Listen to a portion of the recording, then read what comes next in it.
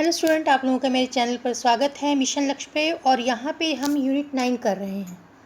तो हम लोग पढ़ रहे थे जो लीडरशिप है उसके अप्रोचेस पढ़ रहे थे। तो इसके ट्रेड्स हम लोग पढ़ चुके हैं। और इसमें जो हम लोग के सिलेबस में है, एक तो परिवर्तनकारी जो लीडरशिप है यानी कि ट्रांसफॉर्मेशनल, ये पढ़ चुके हैं। ट्रांजैक्शनल लीडरशिप क्या होती है इसके बारे में भी हम लोग जान चुके हैं। और आज जो पढ़ेंगे वो है मूल्य आधारित उपागम यानी कि वैल्यू बेस्ड अप्रोच के बारे में पढ़ेंगे कि वैल्यू बेस्ड अप्रोच क्या होती है, उसके बारे में आज जानेंगे। तो ये जो अप्रोच है इसमें वैल्यू की बात हो रही है, यानी कि आदर्शों की बात हो रही है, उद्देश्यों की बात हो रही है। वैल्यूज़ क्या होती हैं, एक इंसान की देखी जाए तो उसके आदर्श क्या हैं, उसका चरित्र कैसा है और वो कैसे ईमानदार है, समय का पाबंद है।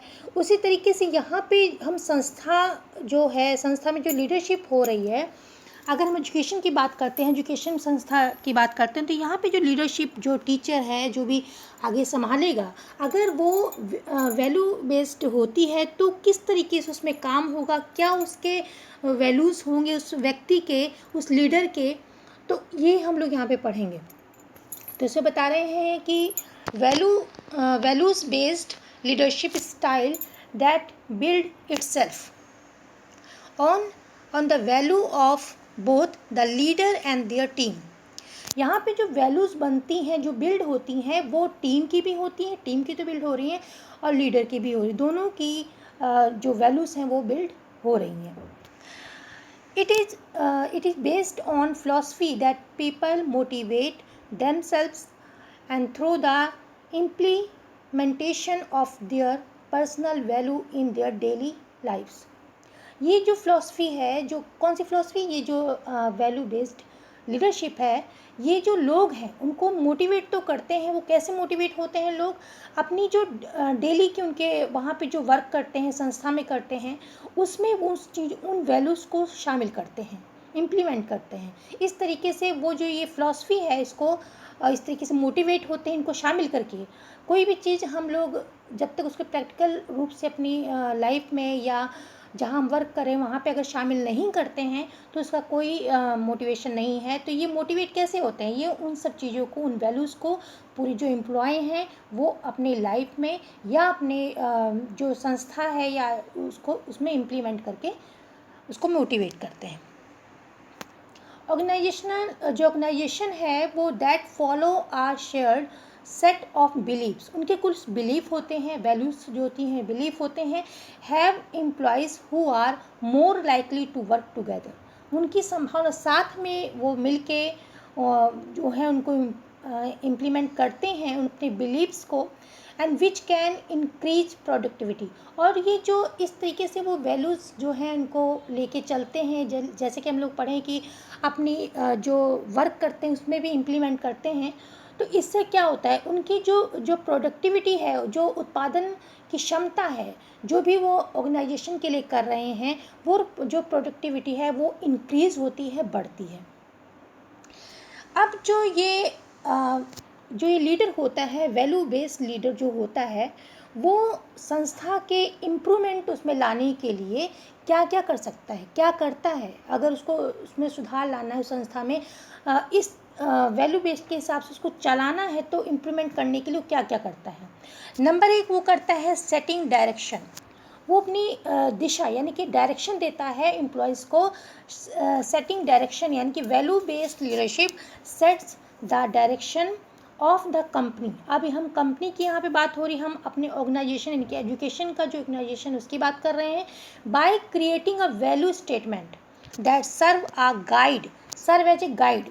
वो जो वैल्यू बेस्ड लीडरशिप है, ये एक सेट है, किसका सेट है, डायरेक्शन का सेट है, ठीक है, दिशा निर्देशों का एक पूरा सेट है, जो कि क्रिएटिव वैल्यू स्टेटमेंट, ये क्रिएटिव वैल्यू स्टेटमेंट है that serve as a guide. ये एक गाइड जैसे होता है, हमको मार्गदर्शन करता है, उस तरीके से ये एम्प्लॉयज़ का, लीडर्स का मार्गदर्शन करते हैं। Guide for employees at all level, the type of leadership provide both meaning and purpose to the employee. ये क्या करती हैं, जो सेट ऑफ गोल्स हैं, ये जो अभी हम लोगों ने पढ़ा, जो वैल्यूज़ हैं, ये जो सेट है इनका पूरा मार्गदर्शन का डायरेक्शन है, ये क्या करते हैं, एम्प्लॉयज़ को हर लेवल पे उनको गाइड करते हैं। द टाइप ऑफ लीडरशिप, जो इस टाइप की लीडरशिप होती है, प्रोवाइड बोथ मीनिंग अर्थपूर्ण मीनिंग और पर्पज, उद्देश्य जो है वो एम्प्लॉयज़ को देते हैं, इससे मिलता है उनको। मैनेजर और stakeholder and the company as whole, सभी को, जो भी संस्थान से और भी जो उससे अफिलेटेड जो संस्थान है उनको भी इससे मोटिवेशन मिलता है और गाइडेंस मिलती है। It allow them to reflect on the values of the company in every decision they make. जो भी वो डिसीजन लेते हैं, जो भी वो नीतियाँ बनाते हैं उस कंपनी के लिए, उस ऑर्गेनाइजेशन के लिए, उसमें वो वैल्यूज़ जो हैं, जो मूल्य हैं, वो सारे आदर्श जो हैं वो रिफ्लेक्ट होते हैं, वो दिखते हैं। ठीक है। सेकेंड पॉइंट है कि creating a proactive company culture. अब जो इस तरीके के जो लीडर हैं वो क्या होते हैं, क्रिएटिव प्रोएक्टिव, वो एक तरीके से सक्रिय रहते हैं कंपनी के कल्चर को और ज़्यादा सक्रिय करने में। ठीक है। Through appropriate values companies create proactive culture that increase the overall value seen by the stakeholder and by the consumer। जो भी stakeholder हैं और जो consumer, जो भी ग्राहक है, जो भी उनसे सेवा ले रहे हैं, उन सभी का जो एक तरीके से उनको भी उनका भी उनके लिए सक्रिय रहते हैं वो लोग। seen by the stakeholder and the consumer, the company utilize its influence। वो कंपनी जो है, जो संस्थान है, यूटिलाइज इन सब चीज़ों को यूटिलाइज करती है। It influence gained for the supportive, एक तरीके से समर्थन में, किसके समर्थन में, स्टेक होल्डर एंड कंज्यूमर के समर्थन में, टू अचीव इट्स गोल, उनके गोल्स को लेने में, उनके गोल्स को आगे बढ़ाने में या प्राप्त करने में, और जो कंपनी के जो ऑर्गेनाइजेशन के गोल्स हैं उनको प्राप्त करने में, ये जो इस तरीके का जो लीडरशिप है वो उसमें सहायता करता है, हेल्प देता है, सपोर्टिव होता है। थर्ड पॉइंट है कि इम्प्रूविंग इंडिविजुअल, जो भी एम्प्लॉयज़ में काम कर रहे हैं, उस संस्था में जितने भी लोग काम कर रहे हैं उस लीडर के नीचे फॉलो कर रहे हैं, उसके मार्गदर्शन को मान रहे हैं, वो उन सबको कैसे वो इम्प्रूव होते हैं, उनके इम्प्रूविंग के लिए भी ये काम करता है। Value based leadership also बेटर्स individual by investing in the education. जो भी इंडिविजुअल वहाँ पे काम कर रहे हैं, एम्प्लॉय काम कर रहे हैं, उनकी एजुकेशन में, उनकी स्किल को और इन्हांस करने में भी ये लोग अपनी मदद देते हैं और उनको बेटर करते हैं। And developing of all stakeholder, जो भी स्टेक होल्डर और हैं उनकी भी सहायता करते हैं, उनकी भी एजुकेशन में उनको भी सहायता देते हैं, उनकी स्किल को और बढ़ाने में भी सहायता देते हैं। थर्ड पॉइंट है कि एक्सपेंडिंग अपॉर्चुनिटीज़, जितने भी अवसर हैं, जो भी अवसर हैं वहाँ पे आगे बढ़ने के और उस संस्था को आगे बढ़ाने में, वो सारे एक्सपेंड होते हैं। The type of leadership inspire, किसको इंस्पायर करती है, both collaboration and innovation through shared value with in its community. जो भी उनकी कम्युनिटी है, अब यहाँ पे शिक्षा की बात करें, जो शिक्षा की जो कम्युनिटी है, जो संस्थान की कम्युनिटी है, उसमें वो क्या करते हैं, वो कोलैबोरेशन करते हैं, सहयोग देते हैं और इनोवेशन, नई नई नीतियाँ क्या लाई जा सकती हैं, उनको और अच्छा करने के लिए, उस संस्थान को, उस ऑर्गेनाइजेशन को और अच्छा बनाने के लिए क्या क्या कोलैबोरेशन से कैसे किया जा सकता है, या नई नीतियाँ, इनोवेशन कैसे किया जा सकता है, इन सब चीज़ों को वो वैल्यूज़ को शेयर करते हैं कम्युनिटी में और उसको और बढ़ाते हैं। अब हम लोग देखते हैं कि key traits of value based leader. जो वैल्यू बेस्ड लीडर होता है उसकी की ट्रेड्स क्या हैं, क्या क्या उसके गुण हो सकते हैं, क्या क्या उसकी विशिष्टता हो सकती है, उसको देख लेते हैं। नंबर 1 है कि सेल्फ रिफ्लेक्शन। अब सेल्फ रिफ्लेक्शन का मतलब ये है कि जो भी व्यक्ति हमें आदर्श बताता है कि ऐसे फॉलो करो, उसको पहले स्वयं ही फॉलो करना चाहिए, उसकी नीतियों में, उसके कार्यों में वो चीज़ें दिखनी चाहिए। तो इसमें क्या है, value based leader take time each day to reflect on their recent decision and motivation. जो भी वो डिसीजन लेता है और जो भी वो मोटिवेशन देता है उसमें वो रिफ्लेक्ट होती हैं उसकी सारी चीज़ें। Doing so offer them to chance to revaluate their values, और रीवैल्यूएट करता रहता है। कोई भी जैसे उसने डिसीजन लिया है तो उसको बीच बीच में रीवैल्यूएट करता है कि इसमें और सुधार की क्या आवश्यकता है, कैसे उसको और सुधारा जा सकता है। And determine their purpose and discover what really matter to them as a leader. और क्या क्या और चीज़ें नई अपने उद्देश्यों को पूर्ति के लिए और नई नई चीज़ कैसे डिस्कवर हो सकती है, नई नई नीतियाँ उस चीज़ को, संस्थान को अच्छा करने के लिए, उसमें सुधार करने के लिए क्या क्या किया जा सकता है। सेकंड पॉइंट है कि सेल्फ कॉन्फिडेंस। वो जो लीडर होता है उसके अंदर आत्मविश्वास तो होता ही है और बढ़ता भी है, जिससे कि और कंपनी का, ये संस्थान का भी और ज़्यादा मार्गदर्शन होता है और ज़्यादा वो इन्हांस करता है। तीसरा है ह्यूमिलिटी। अब जो लीडर है वैल्यू बेस्ड, उसके अंदर ह्यूमिलिटी भी होती है। These leader believe that every employee, वो उसके अंदर ये नहीं बात होती, अहम नहीं होता कि हाँ मैं ही सब कुछ संभालता हूँ।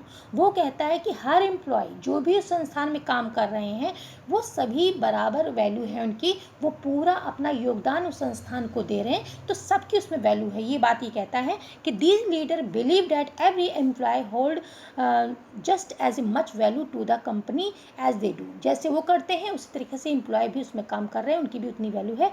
Humble leader do what it takes to lift up their team. जो एक हम्बल लीडर, जो अच्छा लीडर है, जो मानवता वाला ही लीडर है, वो क्या करता है, वो अपनी टीम को भी लिफ्ट करता है, अपनी टीम को भी आगे लेके जाता है। ठीक है, वो अपने ही बारे में नहीं सोचता, अपनी टीम के बारे में भी सोचता है। And ensured they are well taken care of their work. और वो इंश्योर करता है कि जो टीम है वो अच्छी तरह से अपना वर्क कैसे कर पाए, कैसे टेक केयर कर पाए, उसकी बात भी वो देखता है। अगला पॉइंट है कि पॉजिटिव इन्फ्लुएंस। वो अपने लीडर्स, अपने टीम को, अपने जो फॉलोअर्स को करते हैं उनको पॉजिटिव इन्फ्लुएंस करता रहता है, इन्फ्लुएंस करता रहता है अपनी वैल्यूज़ से, अपनी वैल्यूज़ को, जैसे अपने जैसे भी इसका चरित्र है, जैसा भी उसका आदर्श है, उनको अपने डिसीजन में शामिल करके वो इन्फ्लुएंस पॉजिटिव करता रहता है। अब जो है इस जो लीडरशिप जो हम पढ़ रहे हैं, वैल्यू बेस्ड अप्रोच जो पढ़ रहे हैं, इसके बेनिफिट क्या हैं। तो पहला बेनिफिट है कि इम्प्रूव्ड कम्युनिकेशन। जो कम्युनिकेशन है, जो वहाँ पे संचार है उस संस्थान में, उसको ये इम्प्रूव करता है।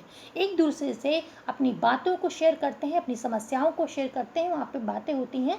तो मतलब बातों का मतलब है कि कोई भी कार्य होता है, कोई डिसीजन लिया जाता है तो आपस में मतभेद नहीं होता। जहाँ पे बात नहीं होती, जहाँ पे आपस में कोई कम्युनिकेशन नहीं होता, वहाँ पे मतभेद होता है। तो यहाँ पे क्या होता है, यहाँ पे इम्प्रूव कम्युनिकेशन है, इनकी कम्युनिकेशन को और ज़रा इम्प्रूव किया जाता है, अच्छी तरह से संचार होता है। सेकेंड पॉइंट है कि स्ट्रॉन्गर रिलेशनशिप। और जो भी टीम है और जो भी लीडर है, उन दोनों के अंदर जो उनकी रिलेशनशिप है बहुत अच्छी होती है, एक दूसरे की सहायता करते हैं। इंक्रीज प्रोडक्टिविटी, और जो भी उस संस्थान की प्रोडक्टिविटी है वो भी इंक्रीज होती है, वो दिनों दिन बढ़ती रहती है। अगला पॉइंट है कि हेल्प इन अचीविंग गोल। और जो भी ऑर्गेनाइजेशन के गोल्स हैं, जो भी उद्देश्य रखे गए, लक्ष्य रखे गए हैं, उनको वो अचीव करते हैं, हेल्प होती है उसमें। अगला पॉइंट है इम्प्रूव डिसीजन मेकिंग। और जो भी उनकी डिसीजन मेकिंग है, डिसीजन वो लेते हैं, नीतियाँ बनाते हैं, उसमें भी इम्प्रूवमेंट आती है। तो आई होप स्टूडेंट आप लोगों को ये सब समझ में आया होगा। अगर कोई चीज़ ना आई हो तो आप कमेंट के द्वारा बता सकते हैं। So thanks for watching.